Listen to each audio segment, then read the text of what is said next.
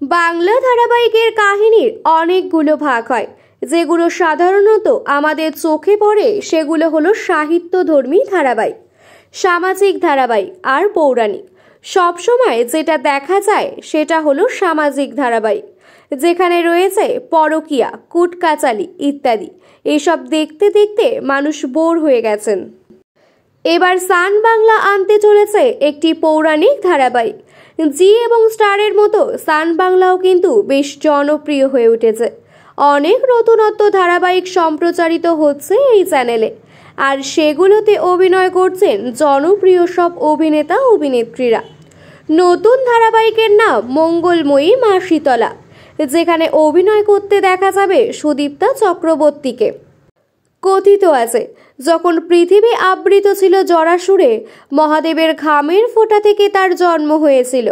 তার অত্যাচারে মানুষ কষ্ট ভোগ করছিল, আর সেই জরাসুরকে কেউ দমন করতে পারছিলেন না। ঠিক তখনই মা শীতলার আবির্ভাব হয়। ধারাবাহিকের গল্পতেও দেখা যাবে মা শীতলা কি করে জরাসুরকে পরাস্ত করছে।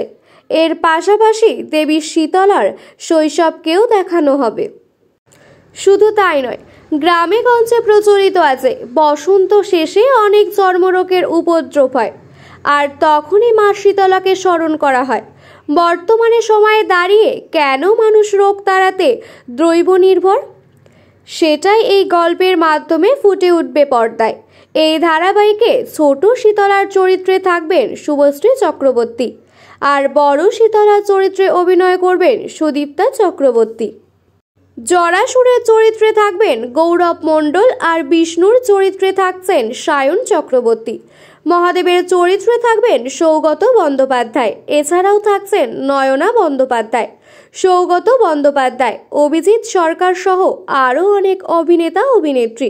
উল্লেখ্য, সুদীপ্তা চক্রবর্তী সকলের কাছে জনপ্রিয় হয়ে উঠেছিলেন স্টার জলসার ইষ্টি কুটুম ধারাবাহিক দিয়ে। এই ধারাবাহিকে তিনি বাহামণির চরিত্রে অভিনয় করেছিলেন।